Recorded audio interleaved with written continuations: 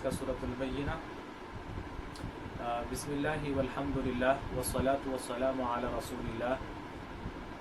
رب اشرح لی صدری ویسر لی امری واحلل عقدۃ من لسانی یفقهوا قولی، صلی اللہ علیہ وعلی آلہ وصحبہ وسلم۔ اعوذ باللہ من الشیطان الرجیم، بسم اللہ الرحمن الرحیم۔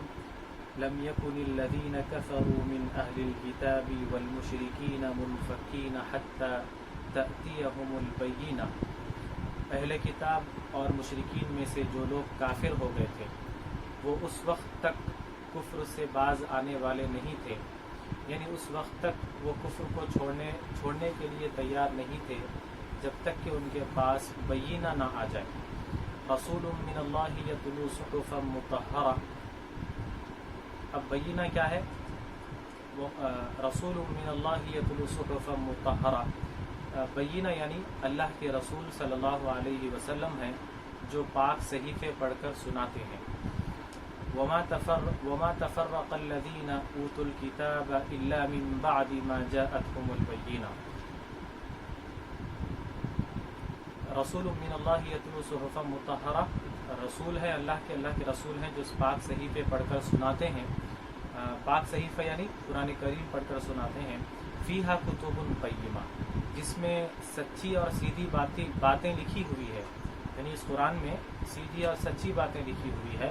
وما تفرق الذین اوتوا الکتاب الا من بعد ما جاءتهم البینہ، اور جو اہل کتاب تھے انہوں نے الگ راستہ اختیار کر لیا جبکہ ان کے پاس بینہ آ چکی تھی۔ اس کے بعد اللہ تعالیٰ فرماتے ہیں کہ ان الذین وما امروا الا لیعبدوا اللہ مخلصین لہ الدین حنفاء ویقیموا الصلاة ویؤتوا الزکاة وذلک دین القیمہ۔ حالانکہ انہیں صرف یہی حکم دیا گیا تھا کہ اللہ ہی کے لیے عبادت کو خالص کرتے ہوئے بالکل یکسو ہو کر اسی کی عبادت کرے، نماز قائم کرے اور زکوٰۃ دیا کرے، اور یہی صحیح اور سیدھا راستہ ہے۔ ان الذین کفروا من اہل الکتاب والمشرکین فی نار جہنم خالدین فیہا اولئک هم شر البریہ۔ اہل کتاب اور مشرکین میں سے جو لوگ ایمان نہیں لائے وہ ہمیشہ کے لیے دوزخ ہی کی آگ میں رہیں گے، یہی لوگ سب سے بدترین مخلوق ہے۔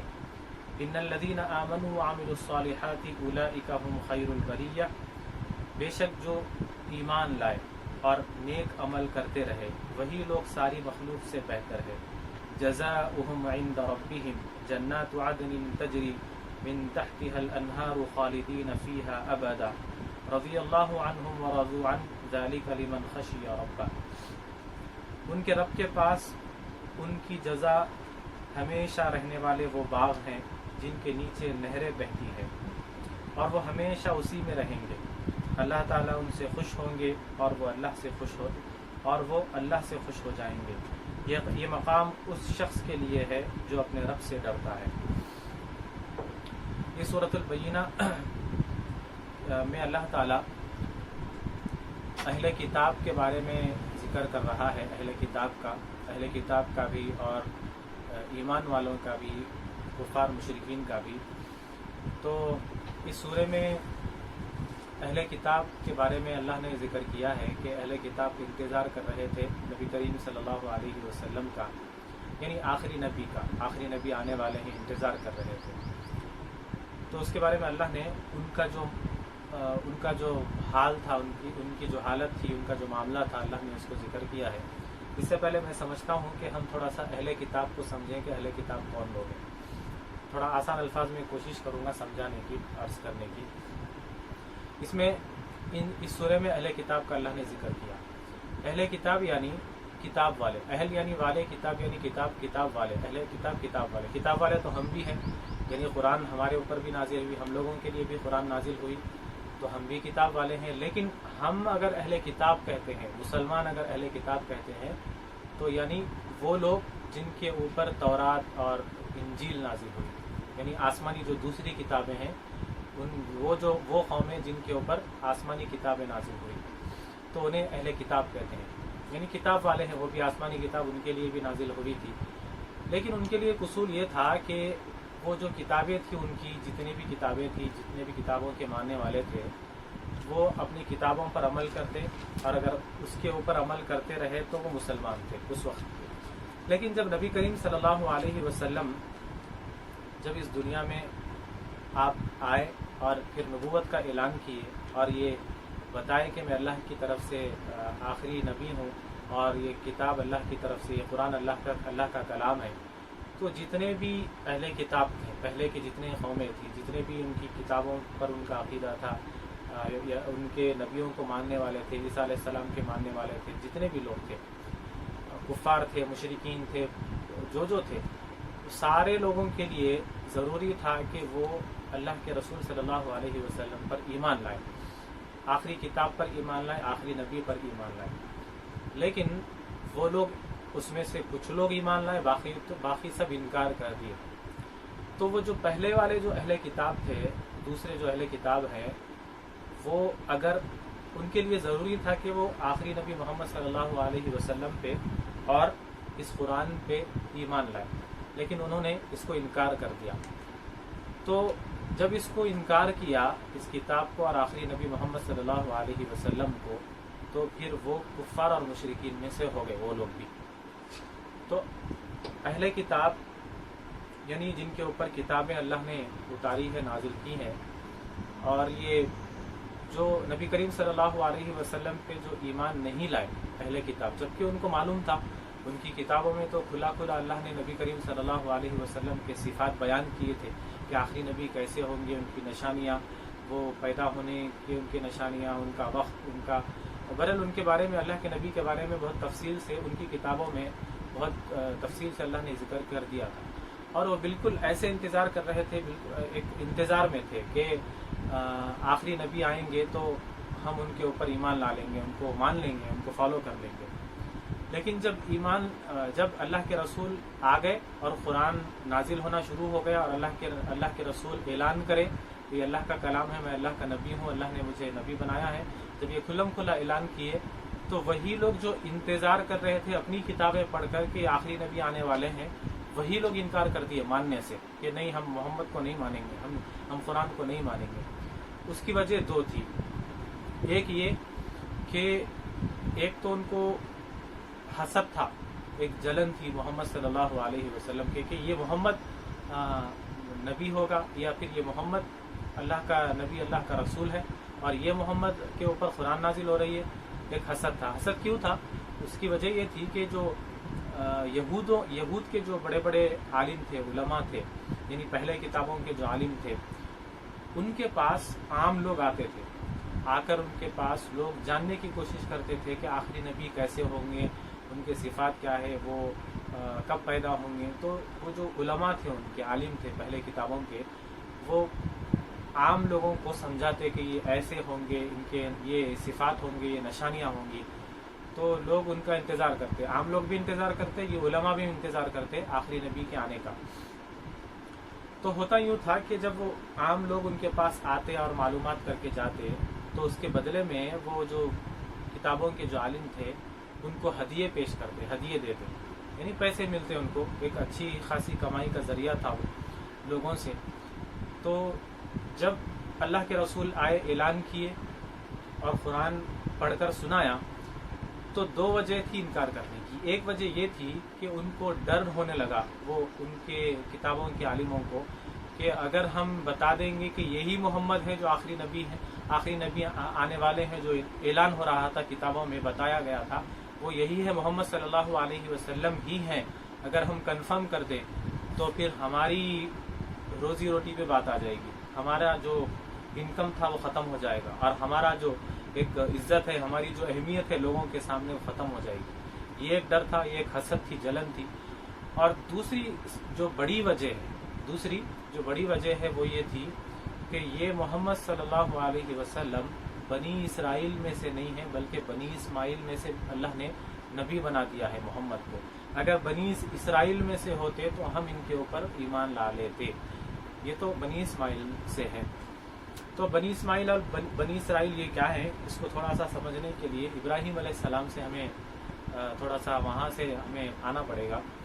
تقریباً آج سے 3.5 یا 4,000 سال پہلے کی بات ہے، ابراہیم علیہ السلام کا جو زمانہ تھا۔ ابراہیم علیہ السلام یہ کعبۃ اللہ کو تعمیر کیے۔ ویسے تو آدم علیہ السلام سے یہ کعبۃ اللہ ہے، لیکن وہ طوفان میں، سیلابوں میں ٹوٹتا گیا، اس کی نشانیاں ختم ہو گئی تھی، لیکن زمین میں اس کی بنیادیں قائم تھی۔ تو ابراہیم علیہ السلام کے ذریعے اللہ تعالیٰ نے پھر اس عمارت کو ٹھہرایا۔ ابراہیم علیہ السلام نے کعبۃ اللہ کو پھر سے تعمیر کیا، اور پھر وہاں لوگوں کو اعلان کی، آواز دیے کہ اس اللہ کے گھر کی طرف آؤ عبادت کے لیے۔ تو پھر وہاں سے لوگ جمع ہونا شروع ہوئے۔ تو میرے ابراہیم علیہ السلام کا جو زمانہ آج سے تقریباً 3.5 یا 4,000 سال پہلے کا، کہ ابراہیم علیہ السلام کو اولاد نہیں ہو رہی تھی، آزمائش، اللہ تعالیٰ ان کو آزما رہا تھا۔ ابراہیم علیہ السلام آزمائش میں تھے، اور پھر بوڑھے ہو چکے تھے، ربی حبلی من الصالحین دعا کر رہے تھے اولاد کے لیے، اولاد نہیں ہو رہی تھی۔ ان کی جو بڑی بیوی تھی ان کا نام ہے حضرت سارہ علیہ السلام۔ سارہ علیہ السلام سے اولاد نہیں ہو رہی تھی، تو پھر یہ دوسری شادی کرتے ہیں حضرت ہاجرہ سے۔ حضرت ہاجرہ علیہ السلام سے شادی کرتے ہیں، تو ان سے جو اولاد ہوتی ہے وہ ہے حضرت اسماعیل علیہ السلام، جو قربانی کا جو سلسلہ بھی چل رہا ہے۔ اسماعیل علیہ السلام، ابراہیم علیہ السلام کے بیٹے اسماعیل، یہ حضرت ہاجرہ سے ہیں۔ اور پہلی بڑی بیوی کون ہے؟ حضرت سارہ ہے۔ حضرت سارہ کی عمر ہے تقریباً 80 سال کے آس پاس ہیں، اور پھر یہ حضرت ہاجرہ کی عمر ہے 20-22 سال کی عمر میں حضرت اسماعیل علیہ السلام پیدا ہوتے ہیں، اور یہاں پر اسماعیل علیہ السلام پیدا ہوتے ہیں، اور وہاں پر حضرت ہاجرہ کو، حضرت سارہ کو اسحاق علیہ السلام پیدا ہوتے ہیں۔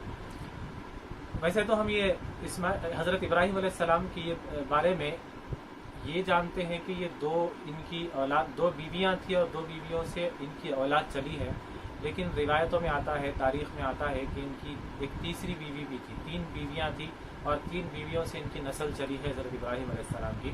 تیسری بیوی قطورہ ہے، یہ بنو قطورہ سے تھی، اور ان کی نسل سے حضرت شعیب علیہ السلام پیدا ہوئے۔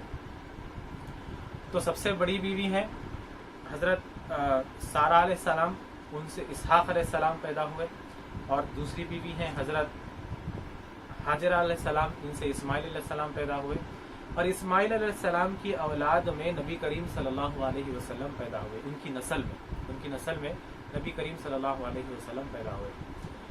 ابراہیم علیہ السلام کے جو دوسرے بیٹے تھے اسحاق علیہ السلام، ان کے بیٹے اسحاق کے یعقوب علیہ السلام، یعقوب علیہ السلام کے 12 بیٹے، یعنی وہ یوسف علیہ السلام کے 11 بھائی، اور یوسف علیہ السلام ملا کے 12 بیٹے۔ اور ان کے بعد پھر ان کی نسل میں اور بہت سارے نبی آئے، موسیٰ علیہ السلام، ہارون علیہ السلام۔ موسیٰ علیہ السلام اور ہارون علیہ السلام سے تو اللہ تعالیٰ ایک کے بعد ایک کے پیچھے نبیوں کو بھیجتا رہا۔ تقریباً 1400 سال تک مسلسل نبی آتے رہے، یہاں تک کہ عیسیٰ اور یحییٰ علیہ السلام تک وہ سلسلہ جاری رہا نبیوں کا۔ موسیٰ علیہ السلام اور ہارون علیہ السلام سے جو سلسلہ شروع ہوا، مسلسل جو سلسلہ شروع ہوا، وہ عیسیٰ اور یحییٰ علیہ السلام پر وہ سلسلہ وہاں پر آ کر ختم ہوا۔ اس کے بعد یہ بیچ میں جو گیپ آیا ہے تقریباً 3 یا 3.5 ہزار سال تک، بنی اسماعیل میں، یعنی ابراہیم علیہ السلام کی جو دوسری اولاد ہے اسماعیل علیہ السلام، اسماعیل علیہ السلام کو جب نبی بنا دیا گیا، نبی کا اعلان کر دیا گیا، لیکن ان کی اولاد میں 3 سے 3.5 ہزار سال تک کوئی نبی نہیں آئے۔ وہ نبیوں کا جو سلسلہ چل رہا تھا بنی اسرائیل میں چل رہا تھا، اور بنی اسرائیل کسے کہتے ہیں؟ ابراہیم علیہ السلام کے بیٹے اسحاق علیہ السلام، اسحاق کے بیٹے یعقوب علیہ السلام، اور یعقوب علیہ السلام کے جو بیٹے ہیں 12 بیٹے ہیں یوسف علیہ السلام کو ملا کر، انہیں بنی اسرائیل کہا جاتا ہے۔ وہاں سے جو سلسلہ نسل چل رہی ہے یعقوب علیہ السلام کی، ان کو بنی اسرائیل کہتے ہیں۔ اور بنی اسرائیل میں ہی موسیٰ علیہ السلام ہے، پھر موسیٰ علیہ السلام کی قوم کو بھی بنی اسرائیل کہتے ہیں۔ تو موسیٰ علیہ السلام سے ہوتے ہوئے پھر عیسیٰ علیہ السلام، یحییٰ علیہ السلام کا وہ سلسلہ، بنی اسرائیل کا جو نبیوں کا سلسلہ تھا یہاں تک چلتا رہا مسلسل، وہاں پر آ کر ختم ہوا۔ تو یہ 3-3.5 ہزار سال تک جو حضرت ابراہیم علیہ السلام کے جو دوسری بیوی تھی حضرت ہاجرہ علیہ السلام، ان کے جو بیٹے تھے اسماعیل علیہ السلام، ان کی نسل میں کوئی بھی نبی نہیں آئے 3-3.5 ہزار سال تک۔ اس کے بعد جو نبی آئے وہ محمد صلی اللہ علیہ وسلم پیدا ہوئے، اور پھر نبوت کا اعلان ہوا۔ کہ محمد صلی اللہ علیہ وسلم اللہ کے نبی ہیں اور یہ قرآن اللہ کا کلام ہے۔ تو یہاں پر ان کو یہ تکلیف تھی کہ اب تک ہماری نسل میں جو نبیاں آ رہے تھے، انبیاء آ رہے تھے، کہ بنی اسرائیل میں آ رہے تھے، تو اب یہ کیوں بنی اسماعیل میں چلے گئے؟ بنی اسرائیل یعنی اسرائیل کی اولاد، بنی اسماعیل یعنی اسماعیل کی اولاد۔ یہ تو اب تک جو بنی اسرائیل میں جو سلسلہ چل رہا تھا، اب وہ کیوں بنی اسماعیل میں چلا گیا؟ نہیں جانا ہے، وہ تو بنی اسرائیل میں ہی آنا چاہیے آخری نبی کو۔ یہ ایک ان کو ایک تکلیف تھی کہ بنی اسرائیل میں آخری نبی کیوں نہیں آئے، جبکہ انہوں جانتے تھے، مانتے تھے، کتابوں میں ان کے لکھا ہوا تھا کھلا کھلا کہ آخری نبی آنے والے ہیں، ان کی یہ نشانیاں ہیں، ان کا یہ مقام مرتبہ ہوگا۔ وہ سب مانتے تھے، تسلیم کرتے تھے اس بات کو کہ ہاں یہ جو بتایا جا رہا ہے وہ سچ ہے۔ لیکن جب آئے، جب اعلان ہوا تو ان کو پتا چلا کہ یہ تو محمد تو بنی اسماعیل میں سے ہے، اسماعیل علیہ السلام کی اولاد میں سے ہے، تو وہاں پر وہ ان کو تکلیف ہوئی۔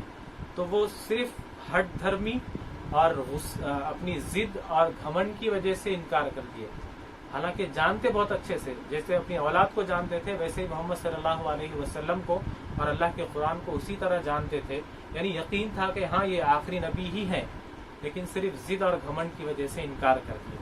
اور دوسرا ایک وجہ کیا تھا کہ ان کو لوگوں سے پیسے آ رہے تھے، ہدیے آ رہے تھے، وہ اپنی کتابوں کے عالم تھے، تو اگر یہ کنفرم کر دیتے، یہ ڈکلیئر کر دیتے کہ اگر ہاں یہی ان کی زبان سے یہی ڈکلیئر کر دیتے کہ ہاں یہی محمد صلی اللہ علیہ وسلم آخری نبی ہیں، تو پھر ان کی اہمیت کم ہو جاتی، ان کا مقام مرتبہ کم ہو جاتا، نبی کریم صلی اللہ علیہ وسلم کا مقام مرتبہ بڑھ جاتا۔ ان کو ایک یہ ڈر تھا، جس کی وجہ سے انہوں نے انکار کر دیے کہ نہیں، یہ نہیں ہے محمد صلی اللہ علیہ وسلم، یہ جھوٹ بول رہے ہیں۔ وہ اپنی قوم کو ایسا کہہ کر بھٹکا دیے، بہکا دیے، غلط بات بتلائے۔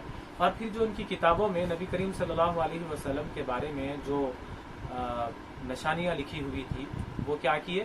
وہ کتاب میں سے وہ نشانیوں کو اللہ کے رسول کی جو تعریف میں، جو صفات میں جو ان کی کتاب میں بیان کیا گیا تھا، ذکر کیا گیا تھا، اس کو وہ مٹا دیے، تاکہ لوگوں کو معلوم پتہ نہ چل جائے اور پھر لوگ ان کو غلط سمجھے جو ان کے علماء تھے، تو اسی لیے وہ مٹا کر لوگوں کو جو ہے یہ بتانے لگے کہ یہ محمد یہ آخری نبی نہیں ہے۔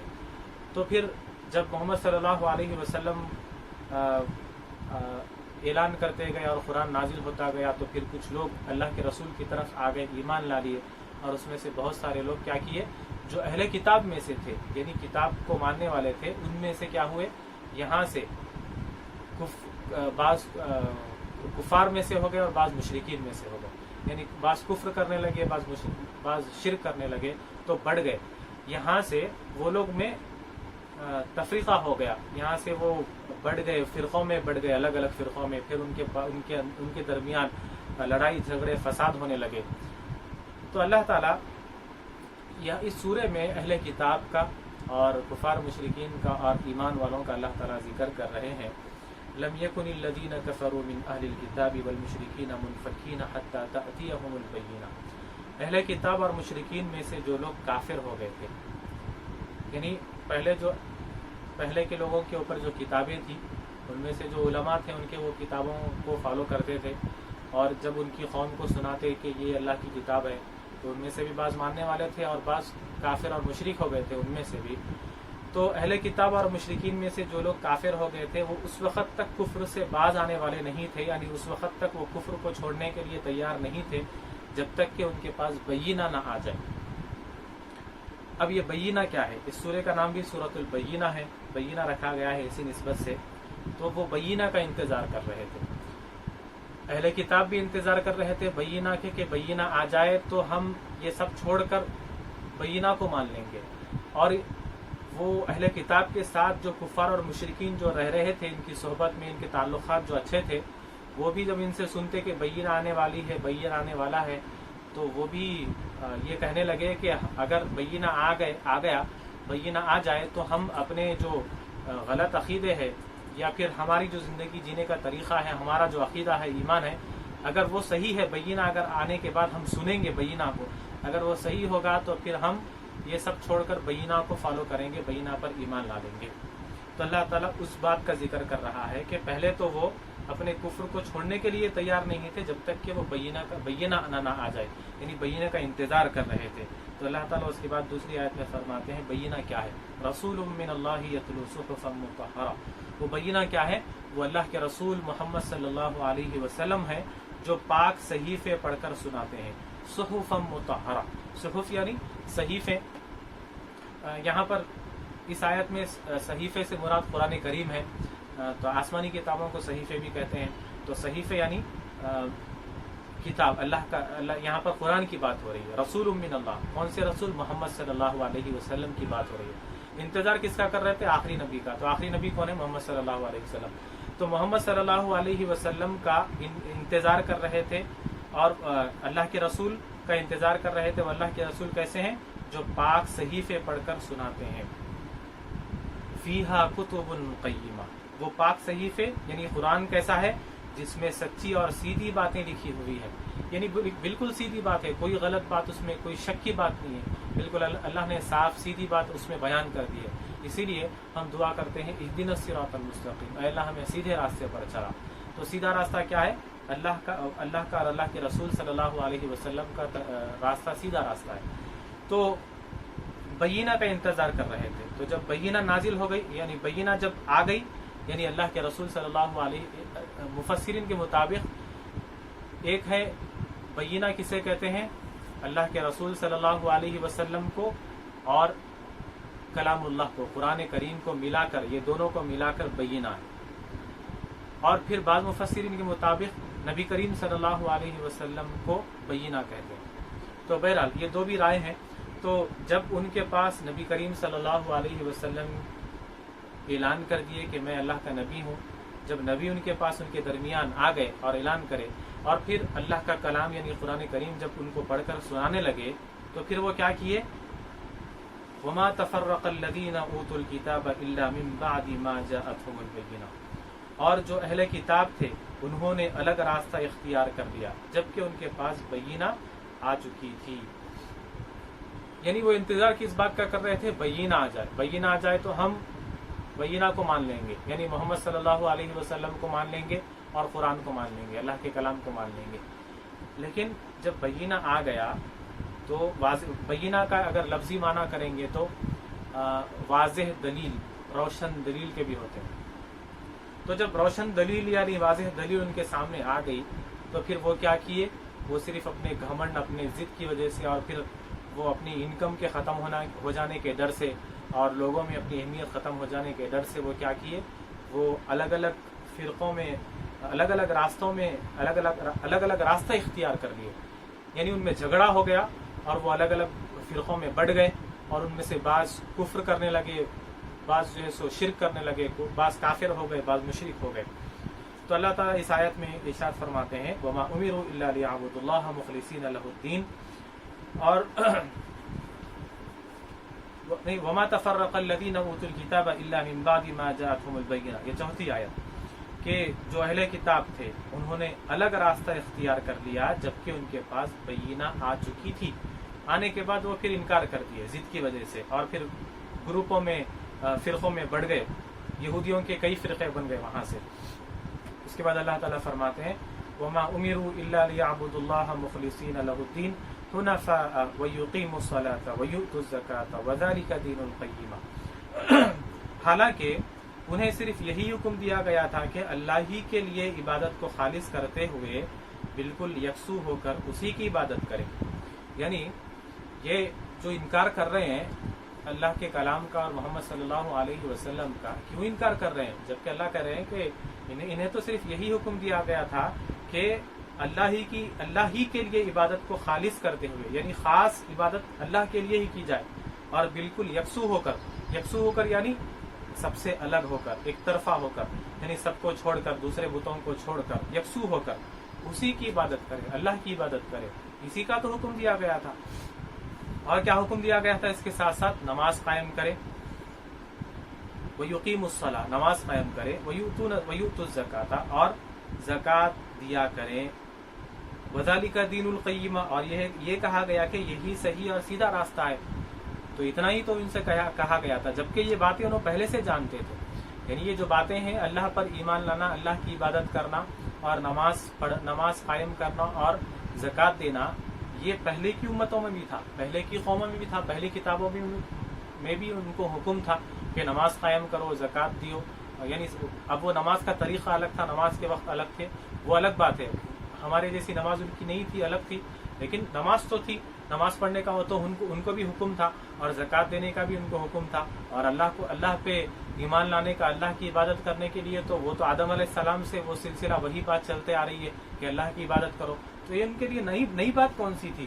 حالانکہ انہیں تو صرف یہی حکم دیا گیا تھا کہ اللہ ہی کے لیے عبادت کو خالص کرتے ہوئے بالکل یکسو ہو کر اسی کی عبادت کرے اور نماز قائم کرے، زکوٰۃ دیا کرے، اور یہی صحیح اور سیدھا راستہ ہے.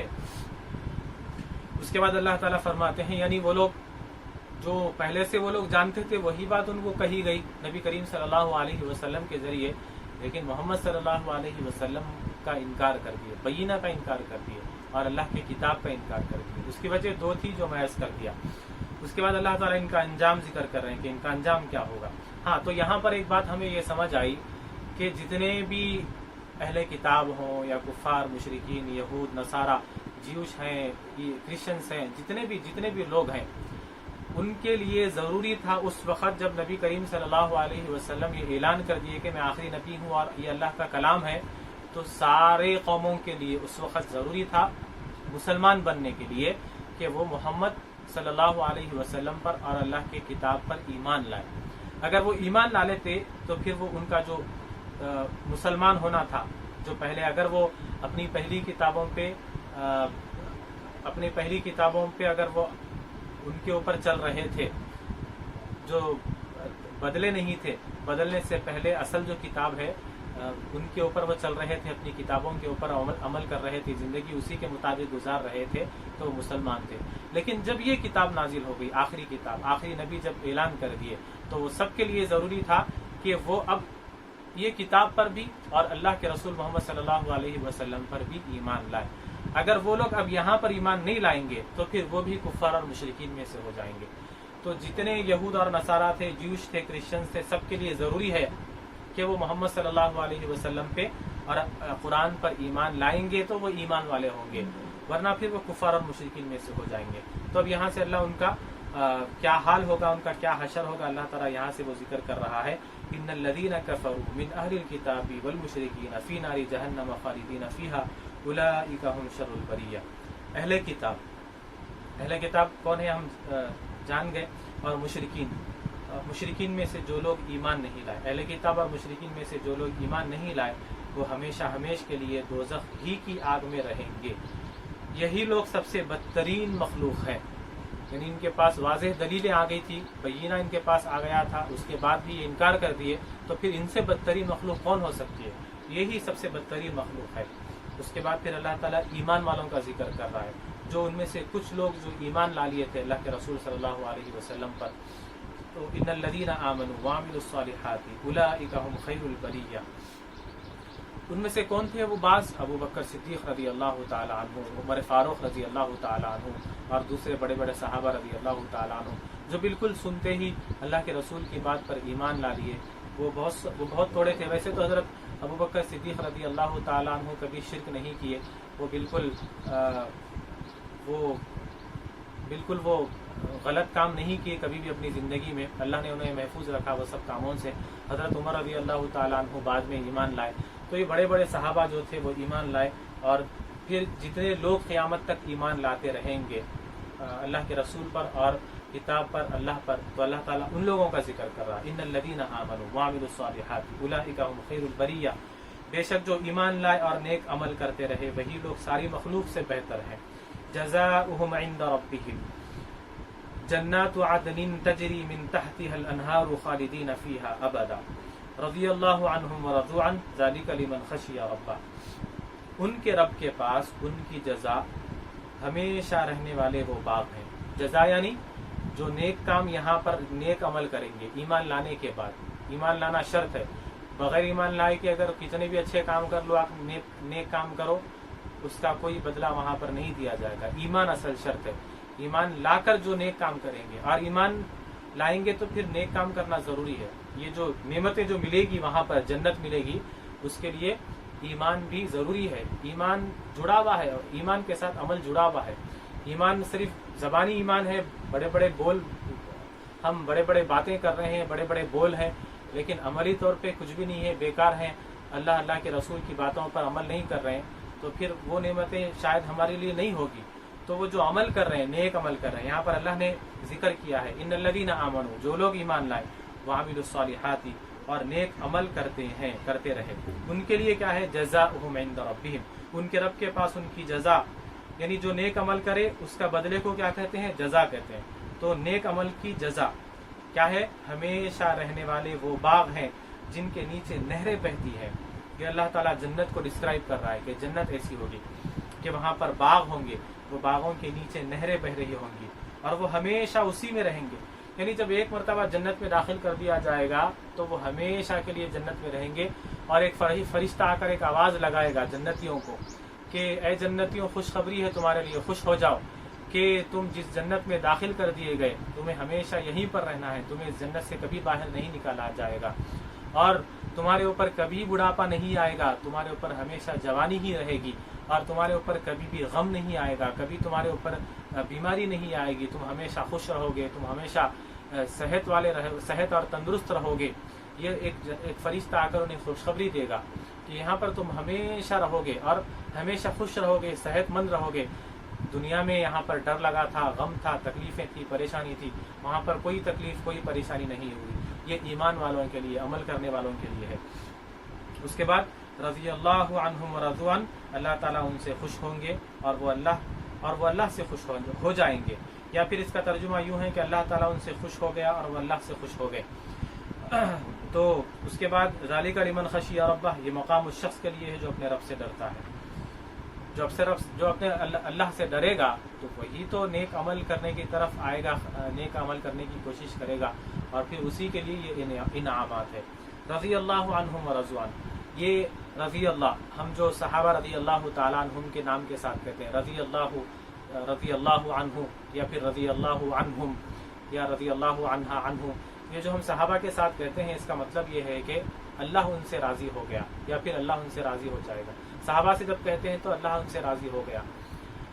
تو ہم صحابہ کے ساتھ جب یہ کہتے ہیں تو ہماری عام بول چال میں یہ صحابہ کے ساتھ ہم اس کو خاص کر دیے ہیں، لیکن یہ رضی اللہ عنہ صحابہ کے ساتھ بھی کہہ سکتے ہیں، صحابہ کے علاوہ کسی کے بھی ساتھ کہہ سکتے ہیں، جو نیک مسلمان ہے اس کے ساتھ بھی کہہ سکتے ہیں. جیسے اگر ہم یہ کہہ دیں کہ حضرت امام اعظم ابو حنیفہ رحمۃ اللہ علیہ کہتے ہیں، تو امام اعظم ابو حنیفہ رضی اللہ تعالیٰ عنہ بھی کہہ سکتے ہیں، صحیح ہے، اس میں کوئی برائی نہیں ہے، کوئی غلط نہیں ہے. لیکن ہماری عام بول چال یہ نہیں ہے. اگر ہم یہ کہتے ہیں تو جو لوگ نہیں جانتے وہ برا مان جاتے ہیں کہ امام اعظم ابو حنیفہ کو آپ رضی اللہ تعالیٰ عنہ بول رہے ہیں، ان کو صحابہ کے برابر کر دیے. ایسا نہیں ہے. رضی اللہ تعالیٰ عنہ کا مطلب ہے کہ اللہ ان سے راضی ہو گیا. تو اللہ صحابہ سے بھی راضی ہو گئے، تابعین سے بھی راضی ہو گئے، تبع تابعین سے بھی راضی ہو گئے، اور جو نیک بندے ہوں گے، نیک مسلمان ہوں گے، وہ اللہ ان سے بھی راضی ہوگا. تو رضی اللہ عنہ کسی کے ساتھ کہہ سکتے ہیں، کسی بھی نیک مسلمان کے ساتھ کہہ سکتے ہیں. حضرت عبد القادر جیلانی رحمۃ اللہ علیہ ہم کہتے ہیں تو حضرت عبد القادر جیلانی رضی اللہ تعالیٰ عنہ بھی کہہ سکتے ہیں، اس میں کوئی برائی نہیں ہے. لیکن ایک عرف عام میں، ایک ہماری عام بول چال میں ہم رضی اللہ تعالیٰ عنہ صحابہ کے ساتھ جوڑ دیے ہیں، تو اس میں خیر کوئی برائی نہیں ہے. لیکن یہاں پر یہ رضی اللہ تعالیٰ عنہ آیا ہے تو میں اس بات کو بھی ضروری سمجھا کہ وہ عرض کر دوں. تو یہ سورۃ البینہ، اس میں اللہ نے اہل کتاب کا اور کفار مشرکین کا اور ایمان والوں کا ذکر کیا ہے، اور اللہ تعالیٰ سے دعا ہے کہ اللہ تعالیٰ ہمیں سیدھے راستے پر چلائے اور ہمیں کہنے اور سننے سے زیادہ عمل کرنے کی توفیق عطا فرمائے، اور ہمیں قرآن